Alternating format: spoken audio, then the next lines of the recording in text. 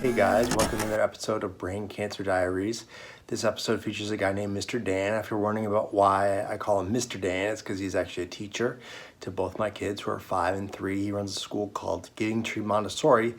But not only that, is he actually just recently, over the last year or so, has been going through treatment for testicular cancer. And so that's kind of created sort of a unique situation where my kids are not only aware of what's going on in my diagnosis and what's going on in my world, but they also are dealing with a teacher who understands it firsthand what I'm going through. So that'd be interesting to talk to him, raise a little bit of testicular cancer awareness, and give you guys something to think about. Hey guys, my name is Rudy. I'm a brain cancer endurer, survivor, whatever you want to say. Anyway, and this is Brain Cancer Diaries. And this is about my journey to recovery, finding deeper meaning in life, and so forth and so on. I talked to some people about their experience, and I've learned a lot along the way. I hope you learned some things too. Some of it's serious, some of it's fun. But anyway, hopefully it's always interesting.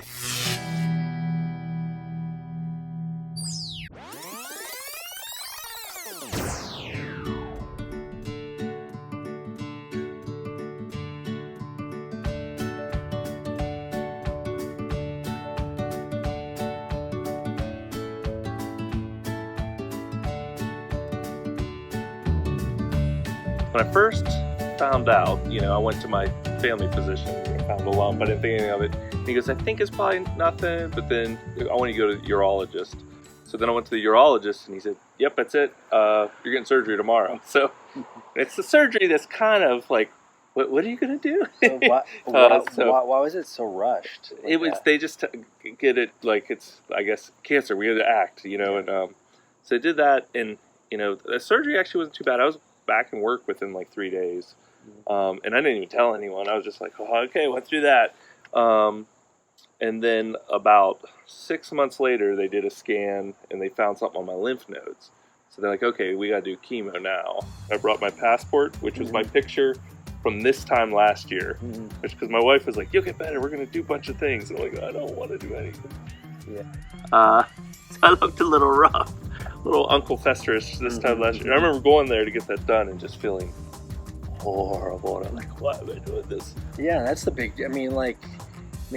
One good thing about brain cancer doesn't really usually spread anywhere else. Right. But other cancers, it's scary stuff because once it gets going, it gets going. So Right. I don't really know that much about testicular cancer, which is another reason why I want to talk to you. Because I just remember, like, when we were, little kids.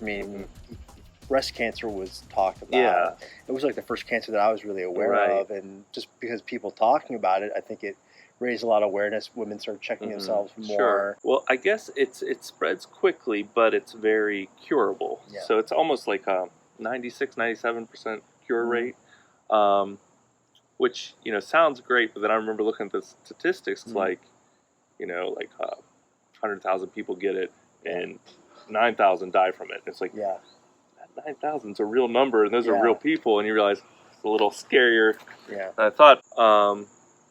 In the chemo that's involved with it, they said is the worst or second worst chemo you have to go through. Which before this, I'm sure I didn't know there were different chemos. I thought there was one magical chemo that did it. But one of the parents at the school told me, well, if you do get cancer, that's a better one to get. It's funny. That's been a running theme lately. I've been talking to a lot of different people who talked about like what the good type of cancer is when it's all really bad. It's all potentially fatal. Not fun. None of it. And even if it isn't fatal, it's no fun getting to not being fatal. Right. Anyway, so I want to transition now into the school because you are a teacher, and we love this place even before cancer was in our life. So, but how does that? How does it change sort of everything when you bring cancer into the mix?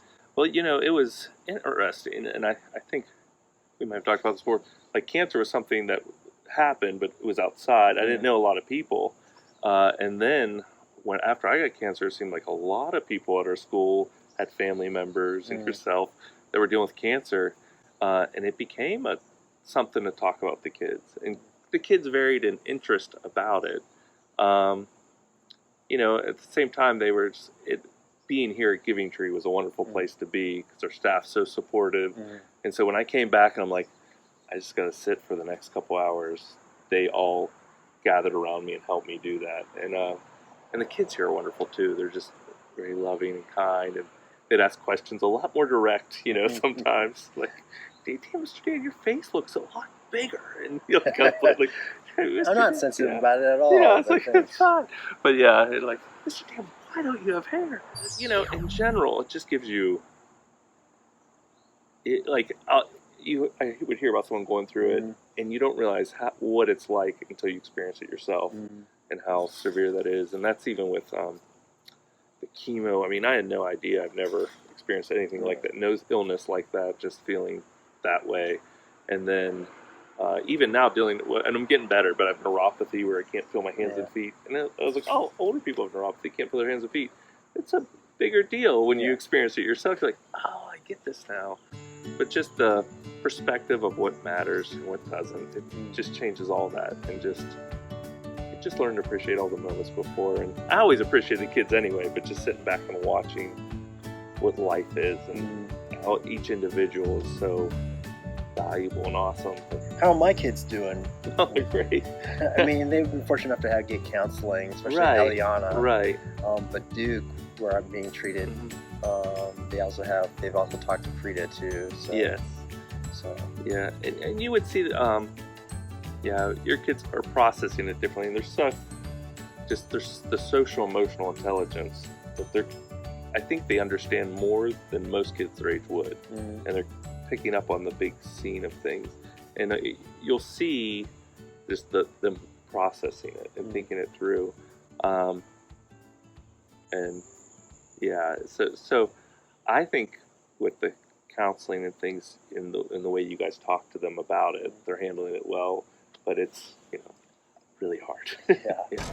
Yeah. How was the fatigue level? Yeah, I never had anything like it because it was to the point where I didn't want to read a book, and I love to read, and like I don't want to watch TV. I was too tired to do that, and at first, I was on blood pressure medicine anyway. But it turned out I was on the wrong kind, and my heart rate was lowering to like 30 beats a minute. So I would walk up to 2 steps and just hit the floor. Yeah. And I gotta stay here for about 10 minutes, and I'd go 2 steps more. And that was right at the beginning, and they fixed all that, switched stuff around. But I never had anything like that. You know, I had people tell me, oh, you went fine with chemo, you were just a little tired. I was like, well, you saw me sit there, but you didn't realize I was trying my best to maintain for this 2 minutes you saw me. It was a lot harder than it appears, and I sometimes don't think even the doctors realize that. Yeah, it's like I saw a meme or something on the internet the other day where it was like something if you fall with chronic illnesses or cancers, it's not that they're pretending to be sicker than they are to get sympathy. It's usually that they're pretending to be better than they are. Right. To not draw attention to themselves. Yeah, absolutely.